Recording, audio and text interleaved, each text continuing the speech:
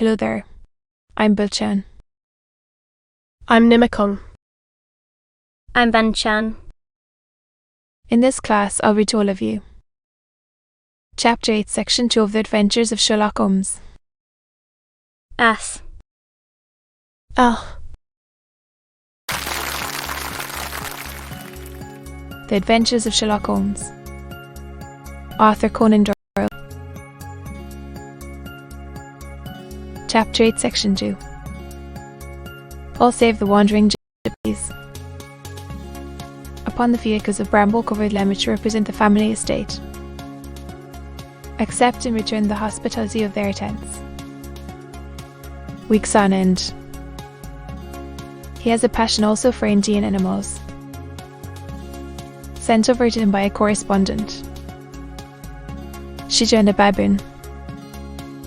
The villagers almost as much as their master. That my sister Gillier and I had no great pleasure in our lives. No servant would stay with us. The work of the house. Dead. And yet her hair had already begun to whiten. Dead. She died just 2 years ago. That I wish to speak to you. You can understand that. Life which I have described. On age and position. We had, however, an aunt, maiden sister, Miss Noria Westfell, who lives near Harrow. Occasionally allowed to pay short visits at this lady's house. Christmas 2 years ago, and met there a half-pay major of Marines, whom she became engaged, and offered no objection to the marriage, which had been fixed for the wedding. His chair with his eyes closed and his head sunk in a cushion. He half opened his lids now and glanced across at his visitor. Ask the details, said he. It is easy for me to be so. Every event of that dreadful time is seared into my memory. The manor house is, as I have already said, very old, now inhabited. The bedrooms in this wing are on the ground floor, sitting rooms being in the central block of the buildings. His doctor, Aloud, the second my sister's, and the third my own. There is no communication between them. Same corridor. The windows of the 3 rooms open out upon the lawn.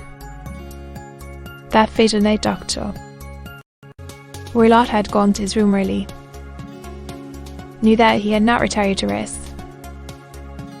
The smell of the strong Indian cigars which it was his custom to smoke. She left her room, therefore, and came into mine.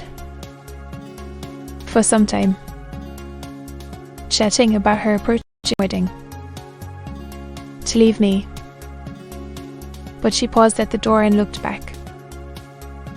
To me. Helen, said she.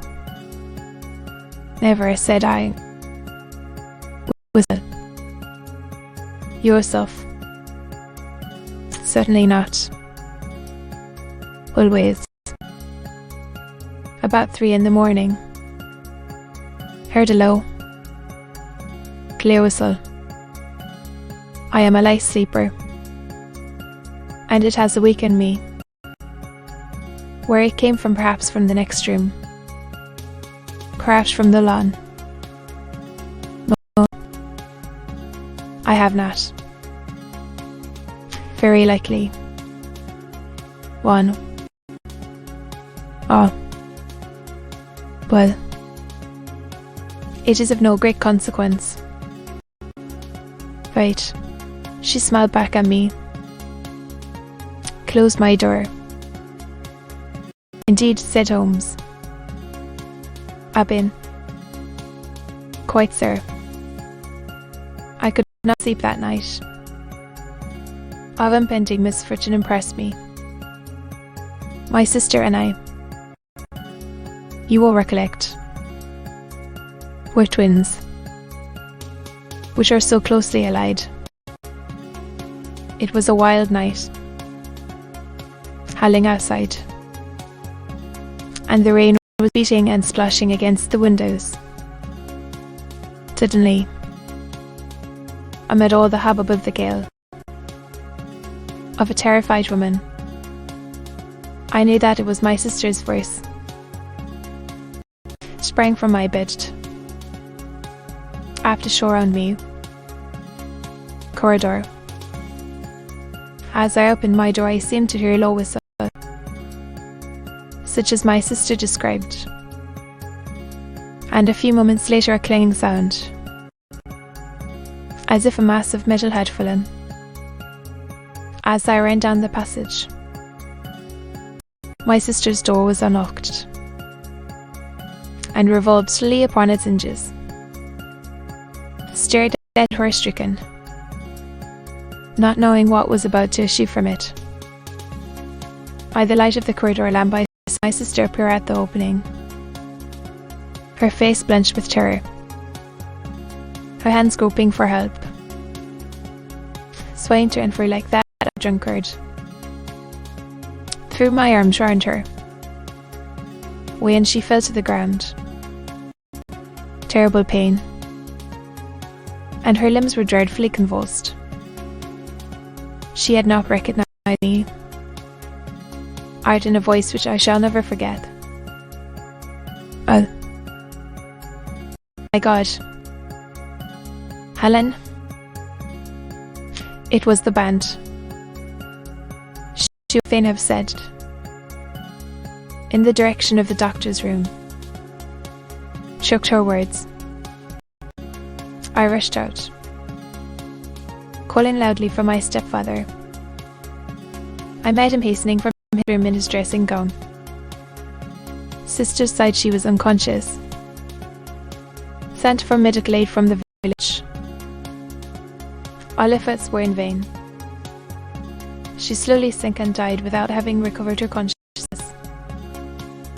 One moment, said Holmes. Are you sure about this? Was a metallic sound? County coroner asked me at the inquiry. Heard it. And yet. Of an old house. Well, she was in her nightdress. Right hand was found the charred stump of a match. Struck a light and looked about her when the alarm took place. Important. He investigated the case with great care. For doctor. Had long been notorious in the county. Satisfactory cause of death. The inner side. Bow. Which were secured every night. The walls were carefully sanded. Were shown to be quite solid all around. They examined. With the same result. The chimney is white, up by 4 large staples. It is certain, therefore, was quite alone when she met her end. Besides, for it, what do you think that this unfortunate lady died of? Is my belief that she died of pure fear and nervous shock. Yes.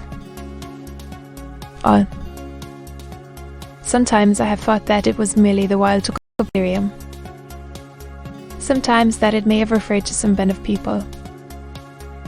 These very gypsies in the plantation is far from being satisfied. These are very deep waters, said he. Have passed since then. And my life has been until lately lonelier than ever. A month ago, however, a dear friend, for many years, has done me the honour to ask my hand in marriage. His name is Armitage Percy Armitage, second son of Mr. Armitage, Water. Reading. My stepfather has offered no opposition to the match, and we are to be married in the course of the spring. Some repairs were started in the west wing of the building. Bedroom wall has been replaced. Chamber in which my sister died, which she slept. Imagine. Then, my thrill of terror when last night, as I lay awake, thinking over her terrible fate, her own death, I sprang up and lit the lamp, to be seen in the room. And, however, so I dressed. I slipped down, got a dog cart at the Crime End, which is opposite, and drove to Leatherhead. You have done wisely, said my friend. S. Miss Riot. You have not. Oil. The frill of black lace that fringed the hand that lay upon our visitor's knee. 5 little livid spots. The marks of 4 fingers and a thumb were printed upon the white wrist. You have been cruelly used, said Holmes. Coloured deeply and covered over her injured wrist. There was a long silence. His hands and stared into the crackling fire. Said at last, before I decide upon our course of action, to lose, if we were to come to Stuckmoran today, happens. He spoke of coming into town today on some most important business. It is probable that he will be away all day.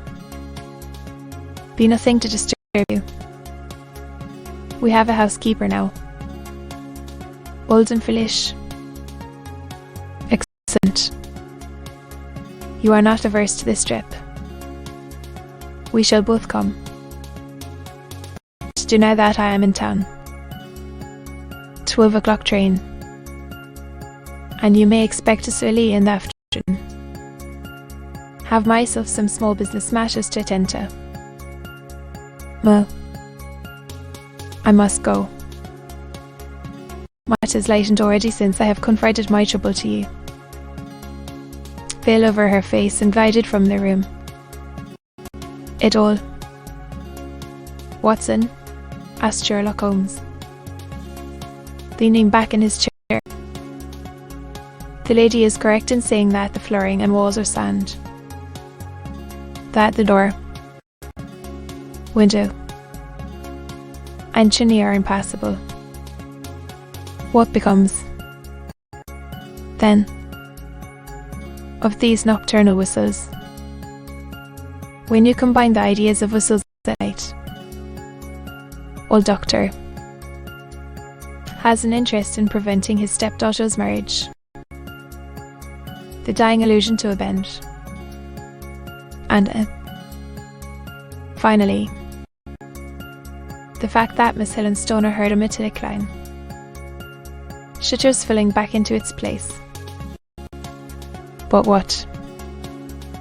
Then, this day, I want to see whether the objections are fatal. They may be explained away. The fact that our door had been suddenly dashed open. Man had framed himself in the aperture. The professional end of the agricultural, having a black top hat, a long dark coat, and a pair of high gaiters, with a hunting crop swinging in his hand. Doyle, and his breath seemed to span it across from side to side. A large face,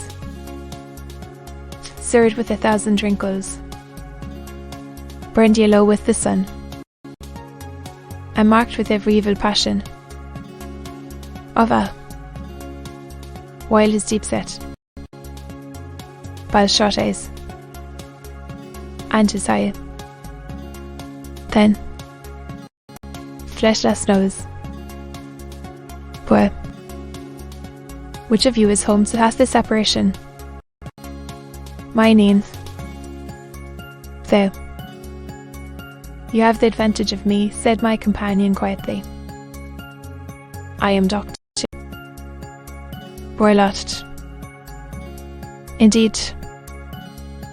Doctor, said Holmes blandly. Kind. My stepdaughter has been here.